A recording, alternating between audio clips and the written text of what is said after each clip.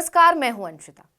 देश के प्रधानमंत्री को अकेले क्रेडिट लेने का कितना शौक है, इसका सबसे बड़ा नमूना ये है कि राम मंदिर आंदोलन का नेतृत्व करने वालों को ही उसके उद्घाटन में आने से मना किया जा रहा है। जी हां, हम बात कर रहे हैं लालकृष्ण आडवाणी और मुरली मनोहर जोशी की। ट्रस्ट का कहना है कि दोनों वरिष्ठ नेताओं की उम्र और स्वास्थ्य की वजह से उनके समारोह में आने की संभावना कम ही है। इससे ज्यादा हैरानी की बात और क्या हो सकती है। आप में से कई लोग ये भी कहेंगे कि इसमें गलत क्या है, उनकी उम्र इतनी ज्यादा है, उन्हें आने में दिक्कत हो सकती है। बिल्कुल, आपका सोचना सही है, लेकिन अगर हम कहें कि इसी कार्यक्रम में दलाई लामा और पूर्व पीएम देवेगौड़ा जैसे बुजुर्गों को भी बुलाया जा रहा है और वो आ रहे हैं, तब आप क्या कहेंगे? दरअसल राम मंदिर ट्रस्ट के महासचिव चंपत राय के बयान के बाद से हर तरफ यही चर्चा हो रही है कि राम मंदिर आंदोलन की नींव रखने वाले प्रमुख चेहरों को आखिर क्यों साइड किया जा रहा है। इस सवाल के सामने आते ही तमाम तरह के कयास भी लगने लगे। लोग तंज कस रहे हैं कि हमारे माननीय प्रधानमंत्री को लाइमलाइट में रहना इतना पसंद है कि राम मंदिर बनने का श्रेय किसी और को नहीं देना चाहते। इसमें कोई दो राय नहीं है कि राम मंदिर आंदोलन की शुरुआत, बाबरी मस्जिद की शहादत, भारतीय जनता पार्टी को खड़ा करने का पूरा श्रेय पार्टी के पुराने नेताओं को ही जाता है। आज अगर बीजेपी सत्ता में बैठी है तो इसकी वजह कहीं ना कहीं वही राम मंदिर आंदोलन है, वही रथ यात्रा है जिसका नेतृत्व करने वाले कोई और नहीं बल्कि लालकृष्ण आडवाणी ही है। यहां तक कि मोदी को खड़ा करने वाले भी आडवाणी ही हैं और ये बात हमारे प्रधानमंत्री जी बखूबी समझते हैं। इसलिए अगर आडवाणी और मुरली मनोहर जोशी इस कार्यक्रम में शामिल होते तो इस मंदिर के बनने का पूरा श्रेय उन्हें ही चला जाता। मीडिया में मोदी से ज्यादा इनकी चर्चा होती, कैमरा भी बार बार इन पर जाता। ये बात मोदी जी को गवारा नहीं है। इसलिए पहले पार्टी में कोई पद ना देकर साइड किया और अब कार्यक्रम से भी गायब करने की तैयारी कर ली है और ये काम सौंप दिया राम मंदिर के ट्रस्ट को, जिससे सवाल भी ट्रस्ट पर उठे। ऐसा क्यों कहा जा रहा है, इसे समझने के लिए पहले राम मंदिर ट्रस्ट के महासचिव चंपत राय का बयान सुनिए। आडवाणी जी का होना अनिवार्य है और हम ये भी कहेंगे वो कृपया ना आए। चंपत राय के बयान का सीधा सा मतलब है कि निमंत्रण सिर्फ औपचारिकता में दिया गया है, लेकिन कार्यक्रम में आने की कोई जरूरत नहीं है।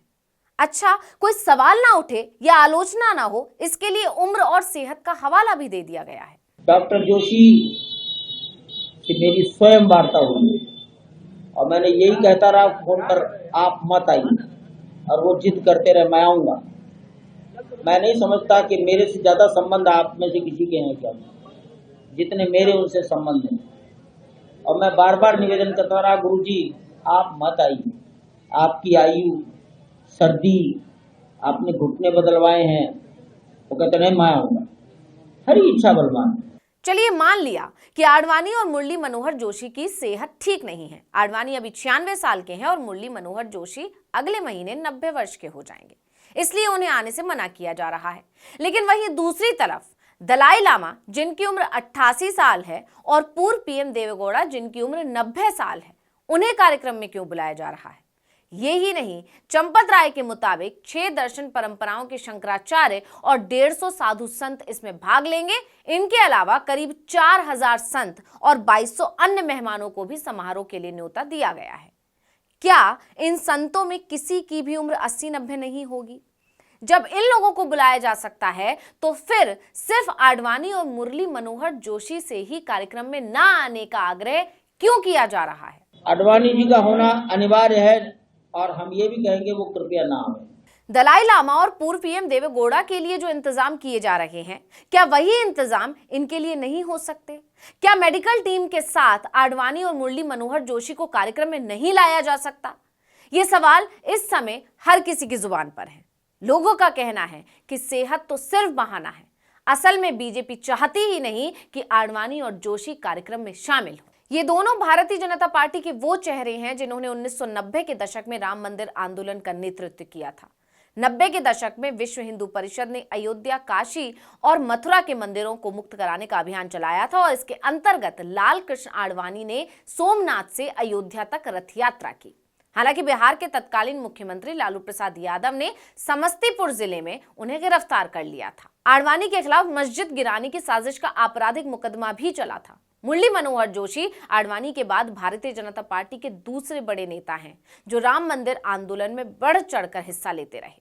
6 दिसंबर 1992 को घटना के समय वो विवादित परिसर के नजदीक मौजूद थे। लाल कृष्ण आडवाणी, अटल बिहारी वाजपेयी और मुरली मनोहर जोशी की तिकड़ी ने भाजपा को भी देश भर में प्रसिद्धि दिलाई।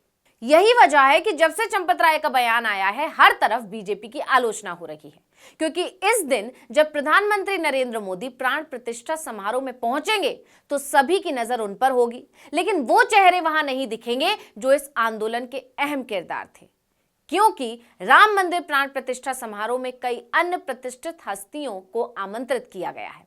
बता दें कि प्राण प्रतिष्ठा के लिए पूजा 16 जनवरी से शुरू होगी और 22 जनवरी तक चलेगी।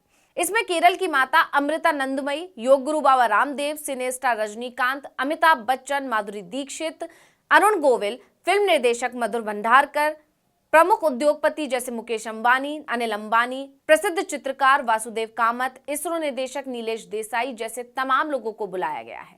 ये वो लोग हैं जो सिर्फ मेहमान और दर्शक होंगे। कोई भी राम मंदिर का क्रेडिट नहीं ले सकता, लेकिन जो क्रेडिट ले सकता था उसे ही कार्यक्रम से गायब कर दिया गया। हालांकि पीएम बनते ही मोदी ने आडवाणी को कैसे साइड किया है, ये कई मौकों पर देखा गया है। आपको याद भी होगा, एक वीडियो और तस्वीर सामने आई थी। इसमें मोदी पीएम बनने के बाद आडवाणी से बिना मिले आगे निकल गए थे, जबकि यही मोदी एक समय आडवाणी के पैर छुआ करते थे। और अब जब इतना बड़ा मौका था, जब इन प्रमुख चेहरों को सम्मान और श्रेय देने का समय था, तब एक बार फिर इन्हें साइड कर दिया गया। अब लोग कह रहे हैं कि अगर आज कल्याण सिंह और अटल बिहारी वाजपेयी जिंदा होते तो बीजेपी उनके साथ भी ऐसा ही करती। वहीं कुछ लोगों का कहना है कि मोदी जी को बिल्कुल पसंद नहीं कि उनके अलावा किसी की चर्चा और जिक्र हो। क्रेडिट लेना, लाइमलाइट लूटना उनकी पुरानी आदत है। ताजा उदाहरण चंद्रयान की सफल लैंडिंग ही है। तब भी मोदी खुद फ्रेम में आ गए थे। अब लोग मजे ले रहे हैं कि आखिर मोदी प्रधानमंत्री के तौर पर सोचना कब शुरू करेंगे। तो इस वीडियो में इतना ही। आपसे अनुरोध है, यूट्यूब पर हमारे चैनल आर्टिकल 19 इंडिया को सब्सक्राइब कीजिए, फेसबुक पर लाइक कीजिए, कमेंट करके बताइए आपको हमारा ये वीडियो कैसा लगा। आने वाले दिनों में हम और किन मुद्दों पर वीडियो बनाएं, ये भी जरूर बताइएगा। ट्विटर हैंडल है आर्टिकल 19 इंडिया, इसे भी फॉलो कर लीजिए। नमस्कार। डॉक्टर जोशी से मेरी स्वयं वार्ता हुई और मैंने यही कहता रहा फोन पर, आप मत आइए, और वो जिद करते रहे मैं आऊंगा। मैं नहीं समझता कि मेरे से ज्यादा संबंध आप में से किसी के हैं क्या, जितने मेरे उनसे संबंध हैं। और मैं बार बार निवेदन करता रहा, गुरुजी आप मत आइए, आपकी आयु, सर्दी, आपने घुटने बदलवाए हैं। वो कहते नहीं मैं आऊंगा। हरी इच्छा बलवान।